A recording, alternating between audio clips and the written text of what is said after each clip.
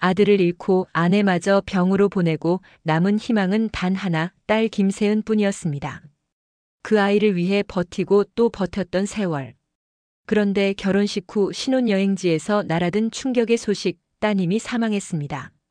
모든 게 끝났다고 생각한 순간 장례 일주일 만에 현관 앞에 선 딸. 아빠, 나 죽지 않았어요. 모두 거짓이었어요. 사위의 미소 뒤에 숨겨진 섬뜩한 진실.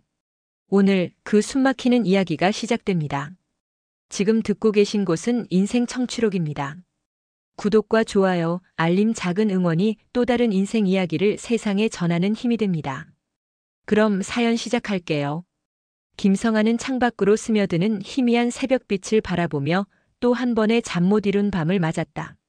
시계 바늘이 가리키는 시각은 오전 5시 30분. 평생 지켜온 규칙적인 생활 습관은 여전했지만 이제 그 시간들을 채울 의미는 사라져버렸다. 58세, 평범한 회사원으로서의 삶을 성실히 살아온 그였다. 30년 넘게 같은 회사에서 묵묵히 일하며 가족을 위해서라면 무엇이든 감당할 수 있다고 믿었다. 아내 영희와의 결혼 생활 25년, 그들에게는 자랑스러운 두 자녀가 있었다. 큰아들 도윤과 둘째 딸 세은. 그 모든 것이 행복의 전부였다. 하지만 운명은 잔인했다. 3년 전 컴퓨터 공학을 전공한 도윤이 해외 취업의 기회를 잡았을 때 성아는 내심 자랑스러웠다. 아들이 더 넓은 세상에서 꿈을 펼치는 모습을 상상하며 흔쾌히 보내줬다. 공항에서 마지막 포옹을 나눌 때 도윤은 아빠 꼭 성공해서 돌아올게요 라고 말했다. 그 말이 아들과 나눈 마지막 대화가 될 줄은 꿈에도 몰랐다. 처음 몇 달간은 정기적으로 연락이 왔다. 새로운 직장 생활에 적응하고 있다는 소식, 현지 음식과 문화에 대한 재미있는 이야기들. 하지만 어느 순간부터 연락이 뚝 끊어졌다. 처음엔 바쁜 업무 때문이라고 생각했다. 한 달, 두 달이 지나도 소식이 없자 불안이 엄습했다. 성아는 매일같이 아들에게 전화를 걸었다.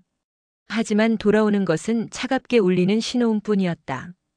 이메일도 메신저도 모두 읽지 않은 상태로 남아있었다. 아들이 다니던 회사에 문의했지만 개인정보 보호라는 이유로 자세한 정보를 얻을 수 없었다. 6개월 후 악몽 같은 전화가 걸려왔다. 한국 총영사관입니다. 김도윤 씨의 가족분이신가요? 전화기를 든 손이 떨렸다. 상대방의 침중한 목소리에서 불길한 예감이 스쳐 지나갔다. 네, 맞습니다. 아버지입니다. 현지 병원에서 연락이 왔습니다. 안타깝게도 김도윤 씨가 사고로 사망하셨습니다. 그 순간 성아의 세계는 멈춰버렸다. 전화기가 손에서 떨어졌고 무릎이 꺾이며 바닥에 주저앉았다. 옆에서 빨래를 개던 아내 영희가 급하게 달려왔다. 여보, 무슨 일이야? 왜 그래? 성아는 말을 잇지 못했다. 단지 바들바들 떨리는 손으로 아내를 끌어안을 뿐이었다. 영희는 떨어진 전화기 너머로 들려오는 목소리를 들었다. 그 순간 그녀의 얼굴도 새하얗게 질려버렸다. 도윤이가. 영희는 그 말을 끝내지 못하고 그 자리에서 쓰러졌다. 성아는 아내를 부축하며 119에 신고했다. 응급실로 실려간 영희는 극심한 충격으로 인한 실신이었지만 그것은 시작에 불과했다. 2주 후 냉동 컨테이너에 담긴 아들의 관이 인천공항에 도착했다. 성아는 떨리는 다리로 화물터미널에 섰다. 살아서 나갈 때는 희망찬 모습이었는데 돌아올 때는 차가운 나무 상자 안에 누워 있었다. 관을 열었을 때 그 안에 누워 있는 것은 기억 속의 아들이 아니었다. 사고의 흔적이 역력한 얼굴, 한때 환하게 웃던 그 입술은 굳게 다물어져 있었다. 장례는 조용히 치러졌다. 평소 사교적이었던 가족이었지만 갑작스러운 소식에 많은 사람들이 오지 못했다. 영희는 내내 넋이 나간 상태였다. 아들의 영정사진 앞에서 멍하니 앉아있기만 했다. 가끔 도윤이가 언제 들어와? 라고 물어보기도 했다. 그럴 때마다 성아의 가슴은 찢어질 듯 아팠다. 장례 후 한 달이 지나자 영희의 몸에 이상 신호가 나타났다. 갑작스러운 체중 감소, 지속되는 기침, 식욕 부진. 병원에서 정밀 검진을 받은 결과는 폐암 3기였다. 의사는 충격적인 스트레스가 면역 체계를 무너뜨렸을 가능성이 높다고 설명했다. 환자분의 정신적 충격이 매우 컸던 것 같습니다. 이런 경우 암이 급속도로 진행되기도 합니다. 성아는 아내의 손을 꽉 잡았다. 이미 아들을 잃은 상황에서 아내마저 잃을 수는 없었다. 그는 회사에 휴직계를 내고 아내의 간병에 매달렸다. 항암 치료, 방사선 치료, 수술. 할 수 있는 모든 것을 다했다. 하지만 영희의 상태는 나아지지 않았다. 오히려 치료 과정에서 더욱 쇠약해져 갔다. 그녀는 병상에 누워서도 계속 도윤 이야기만 했다. 성아야, 우리 도윤이는 잘 지내고 있겠지? 왜 전화를 안 하는 거야? 괜찮아. 바빠서 그래. 곧 연락 올 거야. 성아는 매번 거짓말을 해야 했다. 아들이 이미 이 세상 사람이 아니라는 사실을 받아들이지 못하는 아내에게 진실을 말할 수 없었다. 7개월간의 투병 생활 끝에 영희는 조용히 눈을 감았다. 임종을 지키던 성아는 아내의 차가워져가는 손을 잡고 오열했다. 그녀의 마지막 말은 도윤이를 잘 부탁해였다. 이제 남은 건 외동딸 세은뿐이었다. 세은은 25살의 씩씩한 딸이었다. 형의 갑작스러운 죽음과 어머니의 투병, 그리고 임종까지 지켜본 그녀였지만 아버지 앞에서만큼은 항상 밝은 모습을 보여주려 노력했다. 장례 후에도 매일 아버지를 찾아와 함께 식사를 하고 이런저런 일상 이야기로 그의 마음을 위로했다. 아빠, 엄마랑 도윤 오빠가 하늘에서 우리 보고 있을 거예요. 힘내세요. 세은의 따뜻한 미소는 성아에게 마지막 남은 희망이었다. 딸의 웃음소리를 들으면 그나마 살아갈 이유를 찾을 수 있었다. 그는 무너진 가정의 마지막 기둥처럼 세은에게 매달렸다.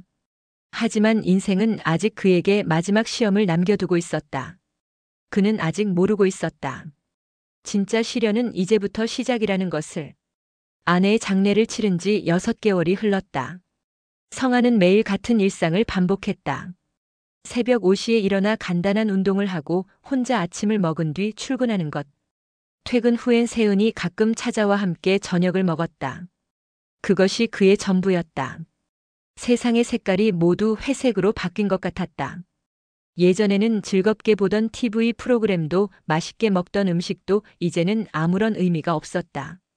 오직 세은의 웃음소리만이 그의 하루에 작은 빛을 비춰줄 뿐이었다. 아빠, 오늘 회사에서 재미있는 일이 있었어요. 세은은 항상 밝은 표정으로 이런저런 이야기를 들려주었다. 그녀가 다니는 작은 광고 회사에서 일어나는 에피소드들, 동료들과의 소소한 일상들. 성아는 딸의 이야기를 들으며 그나마 살아있음을 느꼈다. 세은은 정말 따뜻한 아이였다. 어릴 때부터 누구에게나 친절했고 어려운 사람을 보면 그냥 지나치지 못하는 성격이었다. 형 도윤이 차분하고 이성적인 성격이었다면 세은은 감정이 풍부하고 공감 능력이 뛰어났다. 그래서인지 친구들도 많았고 직장에서도 인기가 좋았다. 하지만 그런 세은에게도 변화가 찾아왔다. 어느 날 저녁 평소보다 늦게 찾아온 세은의 표정이 달랐다. 뭔가 상기된 얼굴로 성아 앞에 앉더니 한동안 말을 잇지 못했다. 아빠, 제가 할 말이 있어요. 성아는 딸의 진지한 표정에 뭔가 중요한 이야기가 나올 것임을 직감했다. 컵에 담긴 차를 내려놓고 세은을 바라봤다. 무슨 일이야? 저 결혼하고 싶은 사람이 생겼어요. 순간 성아의 손이 멈췄다. 결혼. 그 단어는 그에게 또 다른 이별을 의미했다. 아들도 잃고 아내도 잃었는데 이제 딸마저 떠나간다는 건가? 누구야? 박도윤이라는 사람이에요. 나이는 31살이고요. 박도윤. 성아는 그 이름을 되뇌었다. 죽은 아들과 같은 이름이었다. 뭔가 기묘한 우연이었다. 어떻게 만났어? 회사 프로젝트로 알게 됐어요. 정말 좋은 사람이에요, 아빠. 저를 너무 잘 대해주시고 가정적이기도 하고. 세은의 목소리에는 설렘이 가득했다. 성아는 딸의 행복한 표정을 보며 복잡한 감정에 빠졌다. 한편으로는 딸이 좋은 사람을 만난 것 같아 다행이었지만 다른 한편으로는 딸을 잃게 될까봐 두려웠다. 아직 만난 지 얼마 안 됐잖아. 좀 더 신중하게 생각해 보는 게 어떨까? 아빠, 저는 정말 확신해요. 도윤 씨는 제가 힘들 때마다 옆에서 위로해 주셨어요. 엄마 돌아가셨을 때도. 세은의 목소리가 떨렸다. 어머니의 죽음을 지켜본 그 시간들이 얼마나 힘들었는지 성아도 잘 알고 있었다. 만약 그런 시간에 옆에서 위로해준 사람이 있었다면 세은에게는 정말 소중한 존재일 것이다. 그 사람을 한번 만나볼 수 있을까? 정말요? 기뻐할 거예요. 세은의 얼굴이 환하게 밝아졌다. 그 모습을 보니 성아의 마음도 조금 누그러졌다. 딸이 행복해하는 모습을 보는 것만으로도 위안이 되었다. 일주일 후 박도윤이 집에 찾아왔다. 키가 크고 단정한 외모의 남자였다. 정장을 단정하게 차려입고 온 그는 성아에게 정중하게 인사했다. 안녕하세요, 아버님. 박도윤입니다. 그래, 반가워. 앉아. 도윤은 세은이 준비한 차를 마시며 자신의 이야기를 털어놓았다. IT 회사에서 일하고 있다는 것, 부모님은 지방에 계신다는 것, 세은을 정말 사랑한다는 것. 말하는 태도도 예의 바르고 진지했다. 아버님, 저는 세은 씨를 정말 행복하게 해드리고 싶습니다. 부족한 점이 많지만 최선을 다하겠습니다. 성아는 도윤의 진심 어린 말들을 들으며 조금씩 마음을 열어갔다. 무엇보다 세은이 그 옆에서 보여주는 행복한 표정이 가장 중요했다. 오랜만에 보는 딸의 환한 웃음이었다. 하지만 여전히 불안했다. 너무 급작스러운 만남 그리고 결혼 이야기. 뭔가 성급한 것 같았다. 조금 더 시간을 두고 생각해 보는 게 어떨까? 결혼은 평생의 문제니까. 그때 세은이 갑자기 눈물을 흘리기 시작했다. 아빠, 저 정말 행복하고 싶어요. 엄마도 없고 오빠도 없고. 이제 저에게는 도윤 씨밖에 없어요. 제발 허락해 주세요. 딸의 간절한 눈물을 보니 성아의 마음이 무너졌다. 아들과 아내를 잃고 홀로 남은 딸이 의지할 사람을 찾은 것인데 어떻게 막을 수 있겠는가? 알겠다. 그래, 결혼해라. 세은은 성아의 목을 껴안으며 눈물을 흘렸다. 도윤도 깊숙이 허리를 숙여 인사했다. 그렇게 결혼 준비가 시작되었다. 작은 결혼식을 올리기로 했다. 양쪽 가족 모두 사정이 넉넉하지 않았고 성아로서도 큰 잔치를 벌일 마음의 여유가 없었다. 하지만 세은의 웨딩드레스를 맞추러 갔을 때 성아는 다시 한번 딸의 아름다운 모습에 눈물을 흘렸다. 하얀 드레스를 입은 세은은 마치 천사 같았다. 돌아가신 아내가 살아있다면 얼마나 기뻐했을까 하는 생각이 들었다. 아빠 어때요? 정말 예쁘다, 우리 세은이. 하지만 그와 동시에 알 수 없는 불안감이 그의 가슴을 스쳤다. 너무 완벽해 보이는 것들이 때로는 가장 위험할 수 있다는 것을 그는 인생을 살아오며 뼈저리게 느꼈다. 결혼식 날이 다가왔다. 작은 예식장에서 치러지는 소박한 결혼식이었지만 세은의 얼굴은 세상에서 가장 밝게 빛나고 있었다. 성아는 딸의 손을 도윤에게 맡기며 말했다. 우리 세은이 잘 부탁합니다. 네, 아버님. 평생 행복하게 해드리겠습니다. 도윤의 대답은 확신에 차 있었다. 하지만 성아는 여전히 마음 한구석에서 불안감을 지울 수 없었다. 그것이 단순한 부정적 생각인지 아니면 뭔가 더 깊은 직감인지는 알 수 없었다. 결혼식이 끝나고 피로연 자리에서 도윤이 성아에게 다가왔다. 아버님, 내일부터 베트남으로 신혼여행을 떠납니다. 일주일 정도 다녀올 예정이에요. 그래, 즐겁게 다녀와라. 걱정 마세요. 세은 씨를 잘 돌보겠습니다. 그날 밤 성아는 혼자 집에 앉아 세은의 어린 시절 사진들을 들여다봤다. 해맑게 웃고 있는 어린 세은의 모습들. 이제 그 아이가 한 남자의 아내가 되어 새로운 인생을 시작하는 것이다. 창밖으로는 비가 내리기 시작했다. 성아는 알 수 없는 불안감에 잠을 이루지 못했다. 마치 뭔가 큰일이 일어날 것 같은 예감이었다. 하지만 그것이 현실이 될 줄은 그 누구도 예상하지 못했다. 이틀 후 베트남에서 걸려온 전화 한 통이 성아의 세계를 다시 한번 지옥으로 밀어넣을 것이었다. 전화벨 소리가 새벽 정적을 깨뜨렸다. 성아는 깊은 잠에서 깨어나 시계를 확인했다. 새벽 3시. 누가 이런 시간에 전화를 걸까? 수화기를 들기도 전에 불길한 예감이 그의 온몸을 감쌌다. 여보세요? 혹시 김세은 씨의 가족분이신가요? 차가운 목소리였다. 공식적이고 사무적인 어조에서 성아는 즉시 무언가 심각한 일이 일어났음을 직감했다. 손이 떨리기 시작했다. 네, 아버지입니다. 무슨 일인가요? 베트남 호치민 총영사관에서 연락드립니다. 안타깝게도 따님이 현지에서 사고로 사망하셨습니다. 그 순간 성아의 세계가 멈춰버렸다. 전화기가 손에서 미끄러질 뻔했지만 간신히 붙잡고 다시 귀에 대었다. 들은 말이 현실인지 악몽인지 구분이 되지 않았다. 뭐라고 하셨습니까? 호텔 화재 사고였습니다. 현재 현지 경찰에서 조사 중이며 영사관에서도 적극 협조하고 있습니다. 유가족분께서는 빠른 시일 내에 그 뒤의 말들은 들리지 않았다. 성아의 머릿속에서는 지난 며칠 전 환하게 웃으며 신혼여행을 떠나던 세은의 모습만 맴돌고 있었다. 하얀 웨딩드레스를 입고 천사처럼 아름다웠던 딸이 이제는 차가운 시신이 되어 있다는 것이 믿어지지 않았다. 전화를 끊고 나서도 성아는 한동안 그 자리에 멈춰 서 있었다. 숨을 쉬는 것조차 고통스러웠다. 아들 도윤, 아내 영희, 그리고 이제 딸 세은까지. 그의 가족이 모두 사라져버렸다. 다음 며칠은 지옥과도 같았다. 각종 서류 준비, 영사관과의 연락, 장례 절차 등 모든 것이 악몽처럼 진행되었다. 성아는 마치 로봇처럼 기계적으로 움직일 뿐이었다. 아직도 현실을 받아들일 수 없었다. 일주일 후 인천공항 화물터미널에서 성아는 박도윤을 만났다.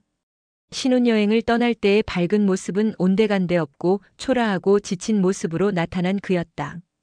검은 정장을 입고 있었지만 어딘지 어색해 보였다. 아버님. 도윤의 목소리는 떨리고 있었다. 그의 손에는 작은 나무 상자가 들려 있었다. 유골함이었다. 성아는 그 상자를 바라보며 절망감에 휩싸였다. 며칠 전까지만 해도 생생하게 살아 숨쉬던 딸이 이제는 그 작은 상자 안에 들어있다는 것이었다. 상자는 예상보다 훨씬 가벼워 보였다. 한 사람의 삶이, 그 모든 꿈과 희망이 저렇게 작은 공간에 담길 수 있다는 것이 참담했다. 어떻게 된 일입니까? 성아의 목소리는 거칠었다. 도윤은 고개를 숙인 채 대답했다. 호텔에서 밤에 화재가 났습니다. 제가 세은 씨를 구하려고 했지만 도윤의 말은 중간중간 끊어졌다. 그의 얼굴에는 화상 자국이 남아 있었고 손에도 붕대가 감겨 있었다. 그 모습을 보니 성아도 도윤을 탓할 수만은 없었다. 그도 아내를 구하려다가 다친 것이 분명했다. 하지만 이상한 점들이 눈에 띄었다. 장례 절차가 너무 빨리 진행된 것, 현지에서의 처리가 지나치게 간소했던 것. 성아는 의문을 품었지만 슬픔에 압도되어 깊이 생각할 여유가 없었다. 세은이 유품은 없습니까? 있습니다. 도윤이 작은 봉투를 꺼냈다. 그 안에는 세은이 평소 착용하던 결혼 반지와 목걸이가 들어 있었다. 성아가 결혼 선물로 사준 진주 목걸이였다. 반지는 결혼식 때 도윤이 끼워준 것이었다. 그 유품들을 보자 성아는 더 이상 부정할 수 없었다. 정말로 세은이 죽었다는 것을, 그의 마지막 희망이었던 딸이 이 세상에 더 이상 존재하지 않는다는 것을. 현지 경찰 조사는 어떻게 되었습니까? 단순 사고로 결론났습니다. 호텔 전기 설비 문제로 인한 화재였다고. 도윤의 대답은 여전히 어딘지 어색했다. 시선을 제대로 마주치지 못하고 말끝을 흐리는 경우가 많았다.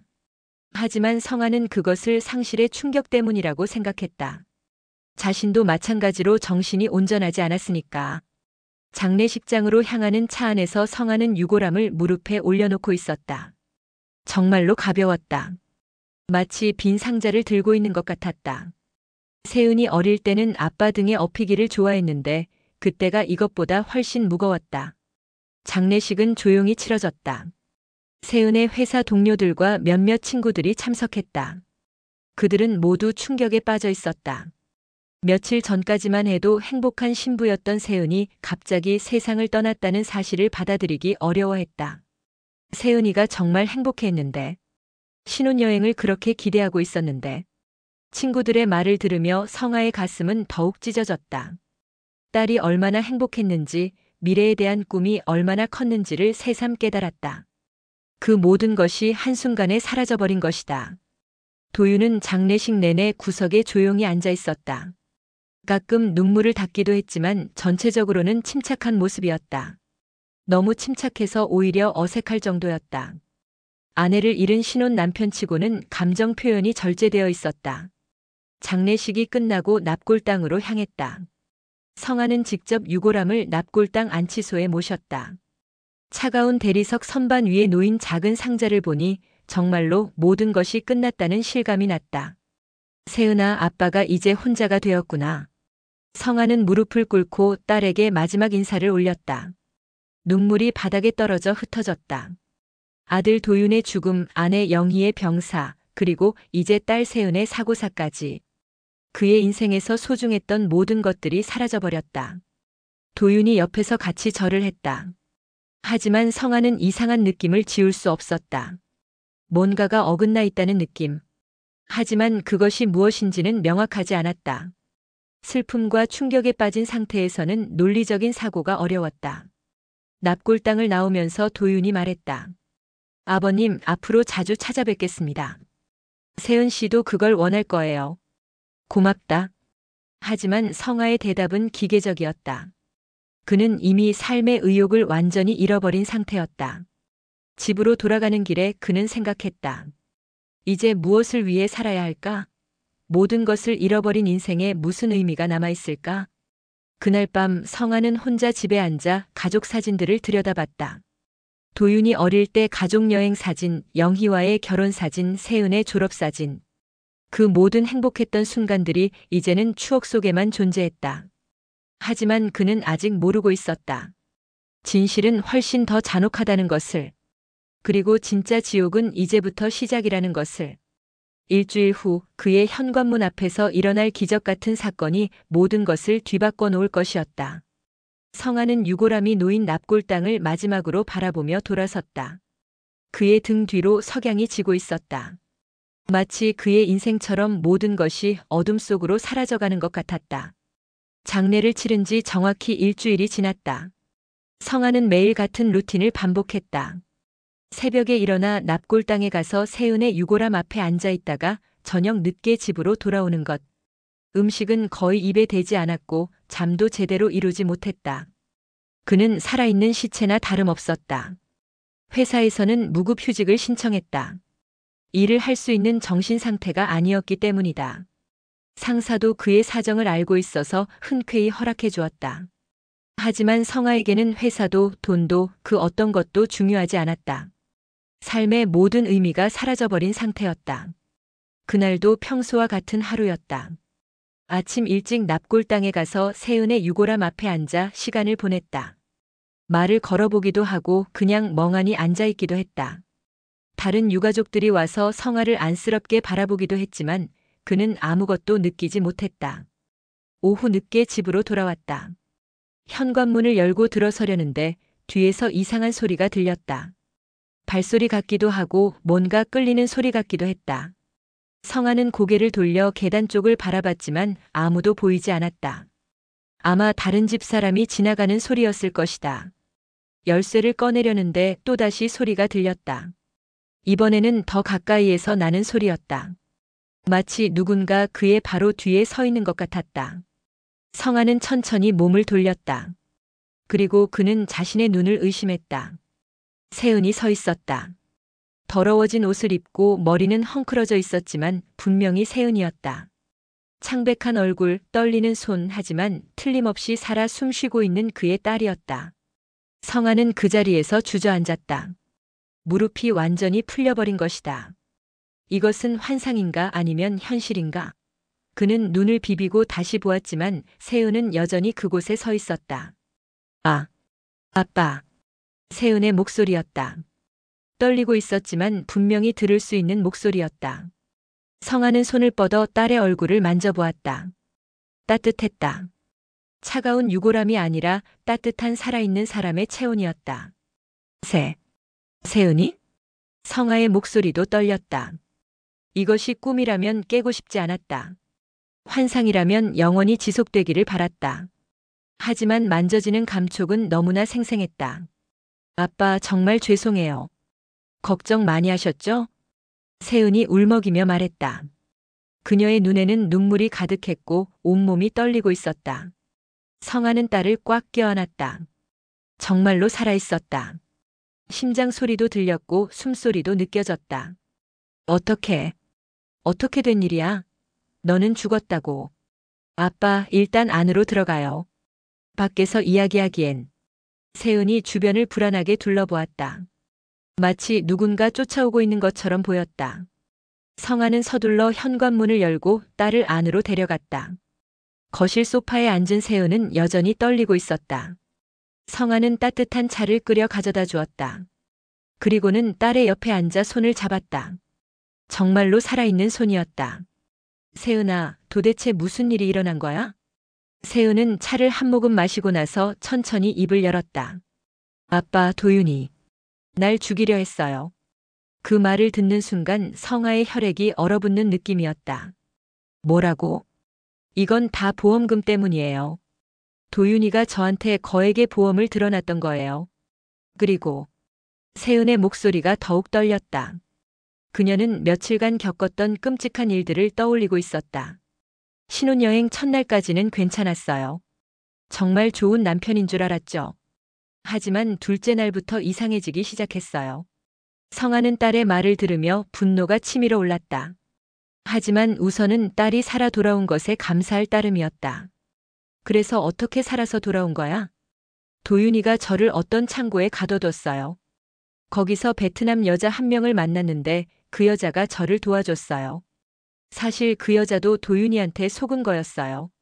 세은의 이야기는 점점 더 충격적이었다. 모든 것이 계획적인 범죄였다는 것이다.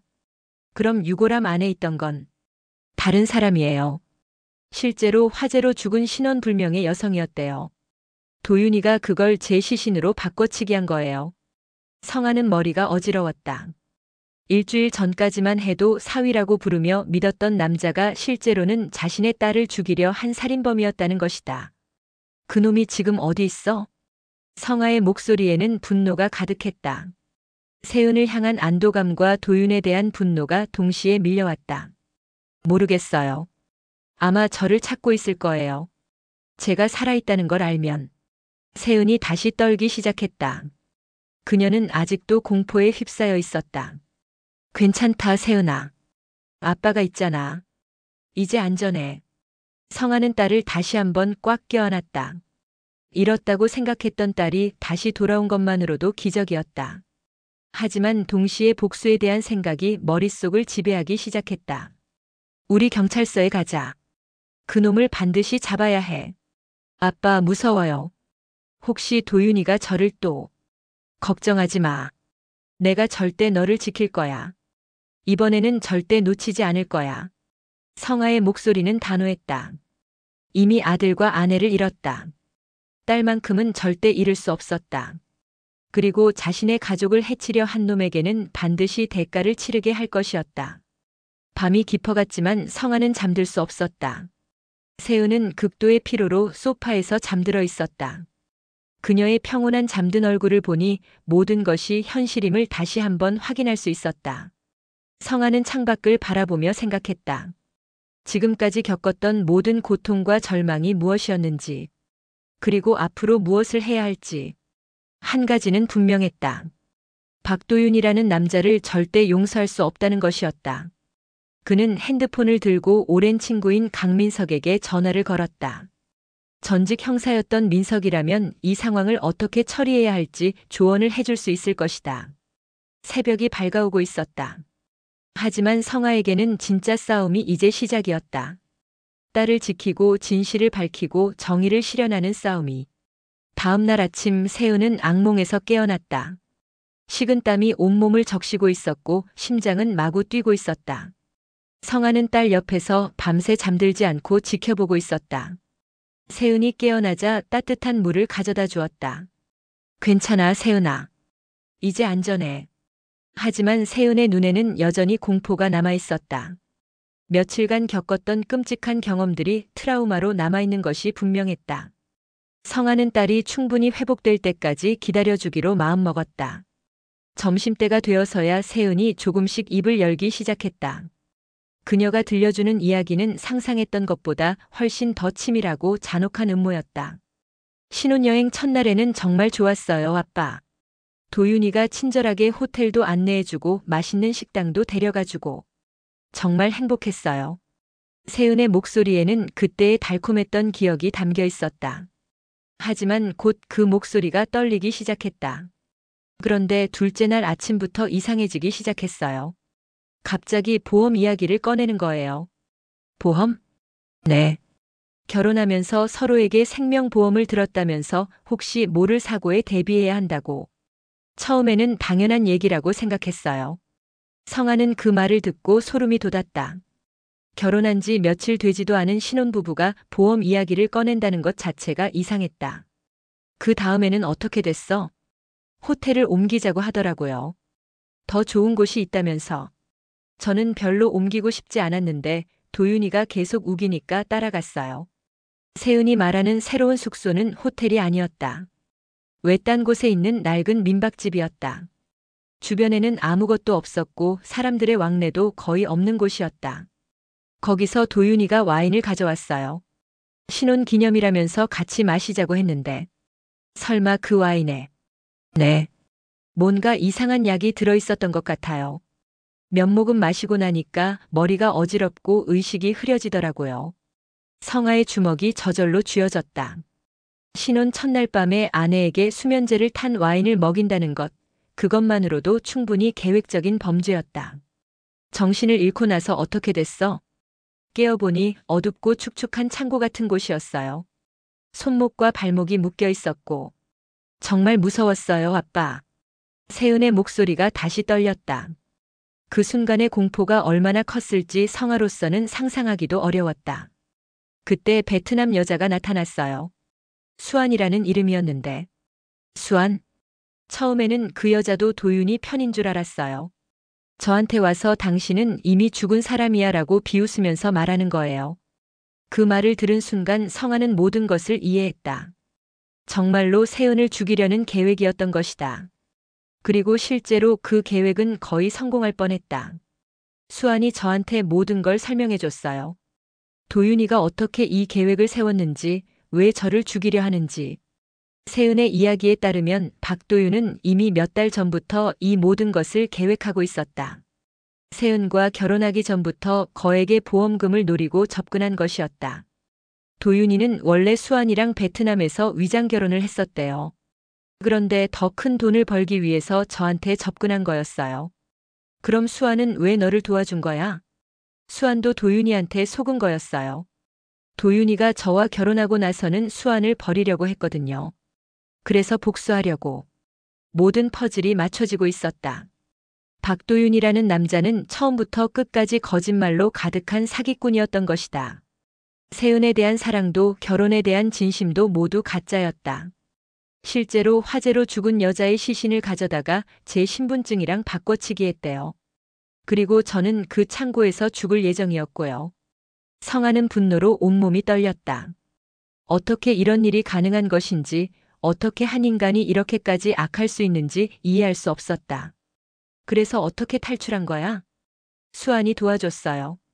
밤중에 창고 문을 열어주고 공항까지 가는 길을 알려줬어요.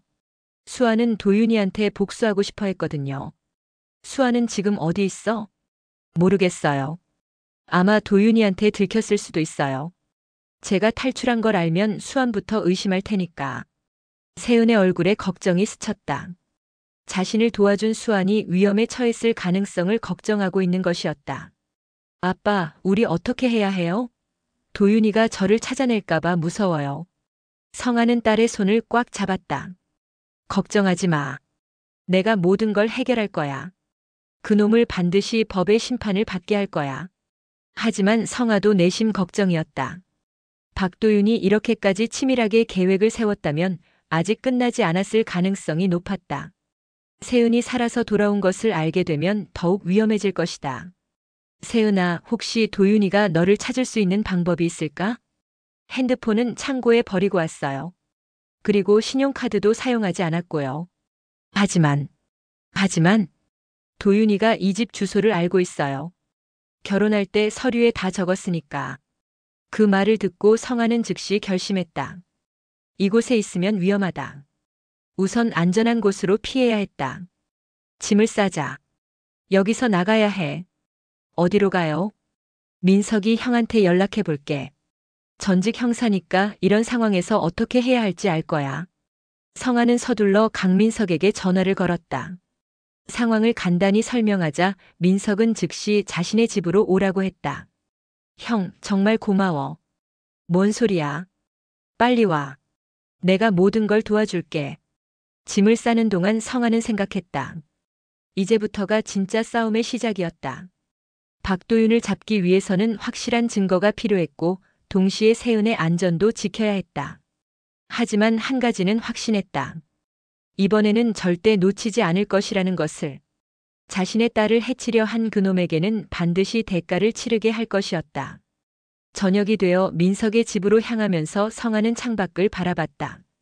도시의 불빛들이 반짝이고 있었지만 그 어딘가에 박도윤이 숨어 있을 것이다. 아마 세은이 죽었다고 믿고 보험금을 타려고 준비하고 있을지도 모른다. 하지만 그의 계획은 실패했다. 그리고 이제는 성아가 사냥꾼이 될 차례였다. 강민석의 집은 서울 외곽의 조용한 주택가에 있었다. 전직 형사였던 그는 은퇴 후에도 여전히 예리한 직감과 분석력을 유지하고 있었다. 성아와 세은이 도착하자 민석은 즉시 상황 파악에 나섰다. 세은아, 힘들겠지만 처음부터 차근차근 얘기해 줄 수 있어? 민석은 노트를 펼치고 세은의 증언을 꼼꼼히 기록했다. 30년간 수많은 사건을 다뤄본 그였지만 이렇게 치밀하고 잔혹한 보험금 살인 시도 사건은 처음이었다. 박도윤이 언제부터 세은이에게 접근했는지부터 말해봐. 6개월 전쯤이었어요. 회사에서 프로젝트를 함께 하게 되면서 알게 됐는데. 세은의 증언을 들으면서 민석은 중요한 포인트들을 체크해 나갔다. 만난 시기, 결혼까지의 과정, 보험 가입 시기, 신혼여행 계획 등 모든 것이 너무나 완벽하게 맞아떨어졌다. 이건 최소 1년 이상 준비한 계획이야. 단순한 우발적 범죄가 아니라 완전히 계획적인 살인 시도야. 민석의 진단을 들으며 성아는 더욱 분노했다. 딸이 얼마나 치밀한 함정에 빠져 있었는지 깨달았기 때문이다. 형, 우리가 할 수 있는 게 뭐야? 경찰에 신고하면 되나? 물론 신고해야지. 하지만 그 전에 확실한 증거를 모아야 해. 지금 상태로는 세은이 증언만으로는 부족할 수 있어. 민석은 즉시 수사 계획을 세웠다. 우선 박도윤의 신상 정보와 재정 상태를 파악하고 보험 관련 서류들을 확인해야 했다. 또한 베트남에서의 행적도 추적해야 했다. 성아야, 결혼할 때 받은 서류들 다 가져왔어? 응, 여기 있어. 성아가 가져온 서류 뭉치를 살펴보던 민석의 표정이 심각해졌다. 보험 관련 서류들이 예상보다 훨씬 많았고 보험금 액수도 상당했다. 이거 봐. 생명보험만 5억, 상해보험 2억, 여행자보험까지. 총 8억 원이 넘어. 8억 원? 성아는 깜짝 놀랐다. 갓 결혼한 신혼부부치고는 터무니없이 큰 금액이었다. 그리고 여기 봐. 수익자가 모두 박도윤으로 되어 있어. 이건 명백히 의도적이야. 서류를 더 자세히 살펴보니 이상한 점들이 계속 발견됐다. 보험 가입 날짜가 모두 결혼 직전이었고 심지어 일부는 결혼 당일에 가입된 것도 있었다. 세은아, 이 보험들 가입할 때 기억나? 네, 도윤이가 혹시 모를 일에 대비해야 한다면서.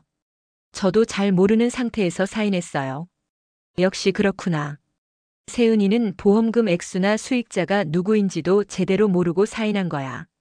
민석은 컴퓨터를 켜고 박도윤에 대한 정보 검색에 들어갔다. 전직 형사로서 여전히 유지하고 있는 인맥을 통해 더 자세한 신상 정보를 파악할 수 있었다. 1시간 후 충격적인 사실들이 드러나기 시작했다. 이게 뭐야? 박도윤이 3개월 전에 회사에서 해고당했어. 해고? 횡령 혐의였는데 회사에서 합의하에 조용히 처리한 것 같아. 그리고 여기 봐, 신용등급이 최하위야. 빚이 3억 원이 넘어. 성아와 세은은 할 말을 잃었다. 결혼할 때까지만 해도 안정적인 직장을 다니는 성실한 남자라고 생각했는데 실상은 완전히 달랐다. 그럼 처음부터 세은이 돈을 노린 거네? 그렇지. 8억 원의 보험금이면 모든 빚을 갚고도 남을 테니까. 민석은 계속해서 더 깊이 파고들었다. 베트남 관련 기록도 찾아보았는데 거기서 또 다른 충격적인 사실이 발견됐다. 이거 봐. 박도윤이 2년 전에 베트남에서 현지 여성과 결혼 신고를 했어. 그럼 수환이라는 여자와? 맞아. 이건 명백한 중혼이야. 한국에서 세은이와 결혼하면서 베트남 결혼은 신고하지 않은 거지. 모든 퍼즐이 맞춰지고 있었다. 박도윤은 단순한 사기꾼이 아니라 국제적인 범죄자였다. 위장 결혼, 보험 사기, 살인 미수까지 여러 가지 중범죄를 저지른 것이었다. 세은아, 혹시 베트남에서 녹음이나 사진 같은 증거를 남긴 게 있어? 아, 맞다. 핸드폰은 버렸지만 도윤이가 수환이랑 통화하는 걸 몰래 녹음한 게 있어요. 세은이 가방에서 작은 녹음기를 꺼냈다.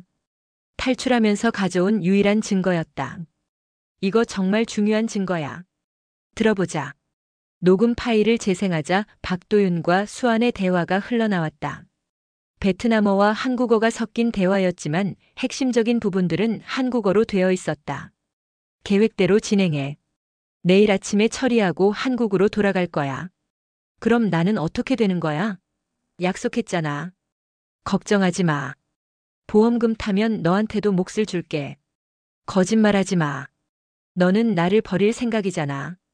대화를 들으면서 세 사람 모두 소름이 돋았다. 박도윤의 차가운 목소리에서는 인간적인 감정을 전혀 찾을 수 없었다. 이거면 충분해. 계획적 살인 시도의 결정적 증거야. 민석은 즉시 경찰서에 연락했다. 오랜 동료였던 강력계 형사에게 상황을 설명하고 긴급 수사를 요청했다. 지금 박도윤이 어디 있는지 파악해야 해. 아마 아직 한국에 있을 거야. 왜요? 보험금을 타려면 각종 서류를 제출해야 하거든. 그리고 세은이가 살아있다는 걸 아직 모를 테니까. 민석의 추리는 정확했다.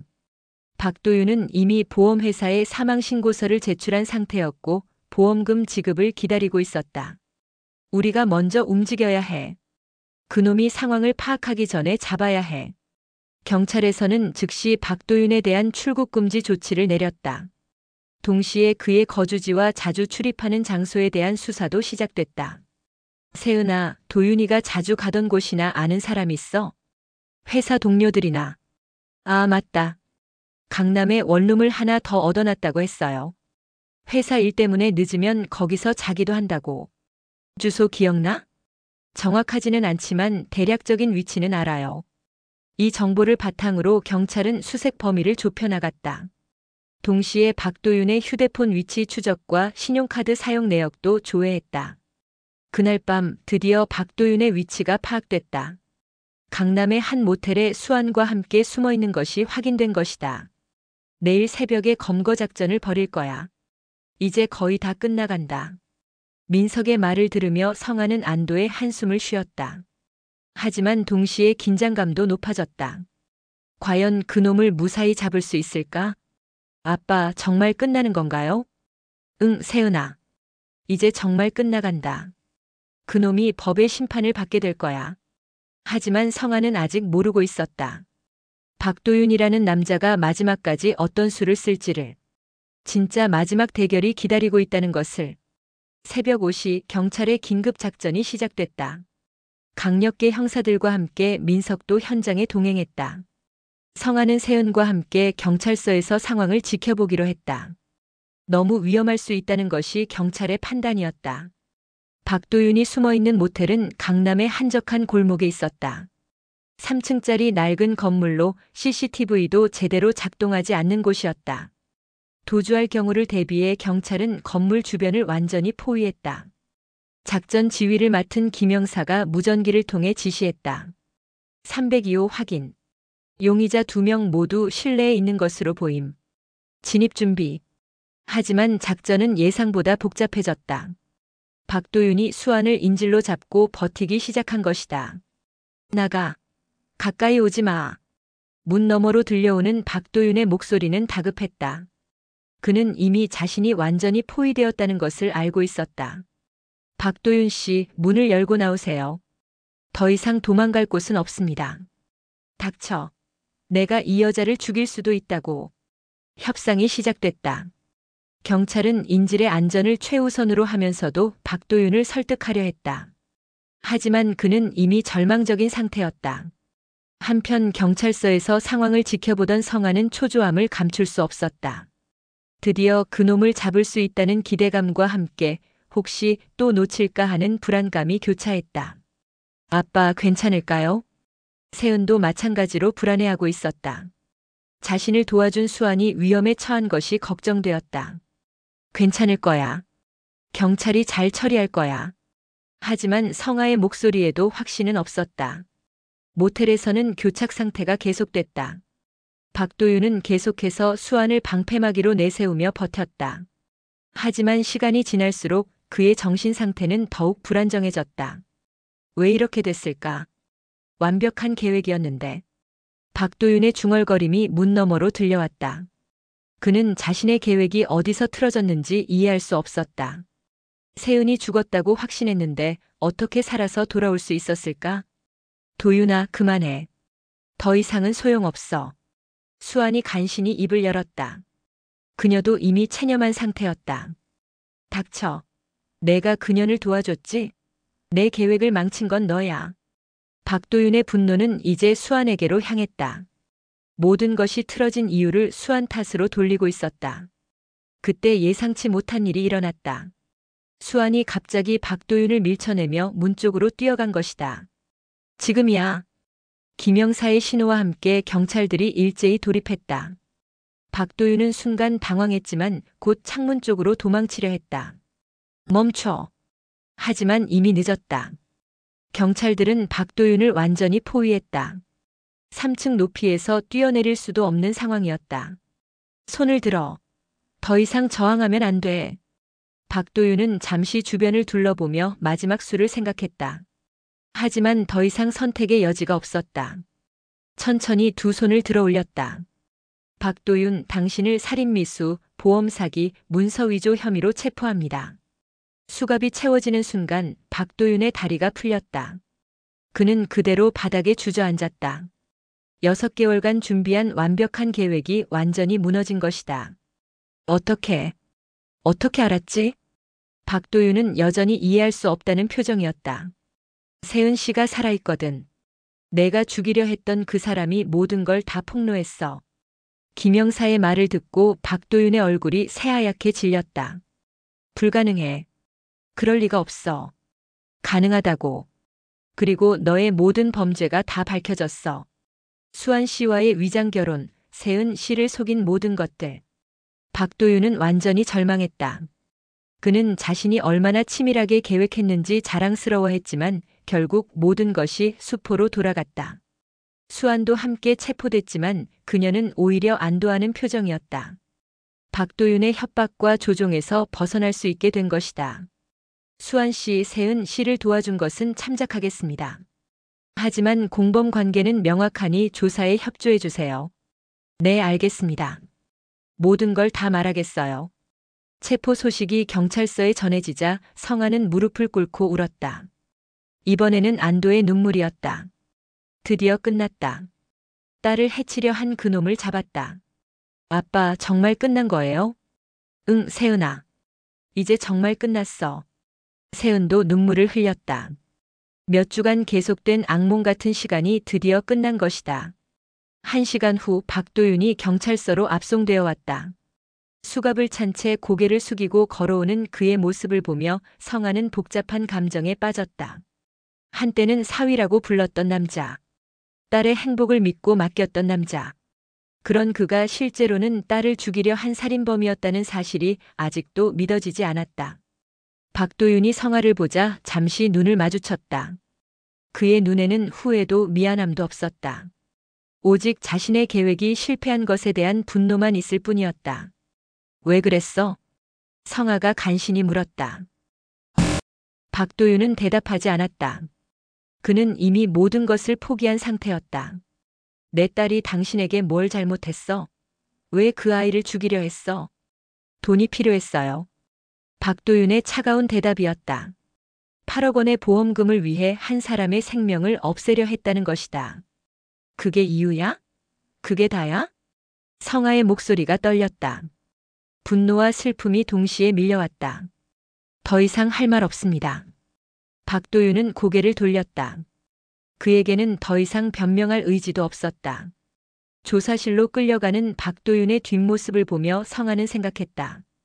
인간이 어떻게 이렇게까지 냉혹해질 수 있는가? 돈을 위해서라면 정말 무엇이든 할 수 있는 것인가? 하지만 이제 중요한 것은 과거가 아니라 미래였다. 세은이 살아있고 범인이 잡혔다. 이제는 정말로 새로운 시작을 할 수 있었다. 세은아, 이제 집에 가자. 네, 아빠. 경찰서를 나서면서 성아는 딸의 손을 꽉 잡았다. 다시는 놓치고 싶지 않았다. 잃었다고 생각했던 마지막 가족을 되찾은 기적에 감사할 따름이었다. 저녁 석양이 두 사람의 등 뒤로 지고 있었다. 하지만 이번에는 절망의 어둠이 아니라 희망의 새로운 시작을 알리는 빛이었다. 3개월 후 법정의 정막을 깨트리는 판사의 엄숙한 목소리가 울려 퍼졌다. 피고인 박도윤에게 살인미수, 보험사기, 사문서 위조, 중혼 등의 죄로 징역 15년을 선고한다. 피고인 수환에게는 공범 혐의로 징역 3년, 집행유예 5년을 선고한다. 방청석에 앉아있던 성아의 어깨가 떨렸다. 마침내 정의가 실현된 순간이었다. 옆에 앉은 세은도 조용히 눈물을 흘리고 있었다. 하지만 이번에는 고통의 눈물이 아니라 해방감의 눈물이었다. 박도윤은 판결을 듣는 동안 무표정했다. 이미 모든 것을 체념한 듯 보였다. 그는 한 번도 성아나 세은 쪽을 바라보지 않았다. 마지막까지 자신의 잘못을 인정하지 않으려는 것 같았다. 반면 수아는 고개를 숙이고 있었다. 재판 과정에서 그녀는 모든 것을 솔직하게 증언했다. 박도윤의 협박에 못 이겨 가담했지만 마지막에는 양심에 따라 세은을 도왔다는 사실이 참작되어 상대적으로 가벼운 처벌을 받았다. 아버님, 정말 죄송합니다. 법정을 나서면서 수환이 성아에게 깊숙이 고개를 숙였다. 그녀의 눈에는 진심 어린 후회가 담겨 있었다. 수환 씨, 당신이 세은이를 도와준 건 평생 잊지 않을 거예요. 성아의 말에 수환은 더욱 눈물을 흘렸다. 그녀도 박도윤의 또 다른 피해자였다는 것을 성아는 이해하고 있었다. 세은 씨, 정말 미안해요. 처음에 같이 그런 일을 벌이게 되어서. 괜찮아요, 수환 언니. 마지막에 저를 구해주셨잖아요. 세은의 따뜻한 말에 수아는 잠시 말을 잇지 못했다. 한국말이 서툴렀지만 세은의 마음만큼은 확실히 전달되었다. 법정을 나선 성아와 세은은 오랜만에 함께 점심을 먹으러 갔다. 지난 몇 달 동안 재판 준비와 심리적 치료로 바빴던 시간이었다. 이제서야 정말로 평범한 일상을 되찾을 수 있게 된 것이다. 아빠, 이제 정말 끝난 거죠? 식당에서 세은이 물었다. 아직도 가끔 악몽을 꾸곤 했지만 예전보다는 많이 나아진 상태였다. 응, 세은아. 이제 정말 끝났어. 그놈은 최소 10년은 감옥에 있을 거야. 성아는 확신에 찬 목소리로 대답했다. 박도윤이 가석방을 받는다 해도 상당한 시간이 걸릴 것이다. 앞으로 뭘 하고 싶어? 아직 확실하지는 않지만 일단 다시 회사에 복직하고 싶어요. 그리고 상담 치료도 계속 받아야 하고요. 세은은 점차 일상으로 돌아가고 있었다. 회사에서도 그녀의 상황을 이해하고 충분한 휴직 기간을 보장해 주었다. 동료들의 따뜻한 관심과 지지도 큰 힘이 되었다.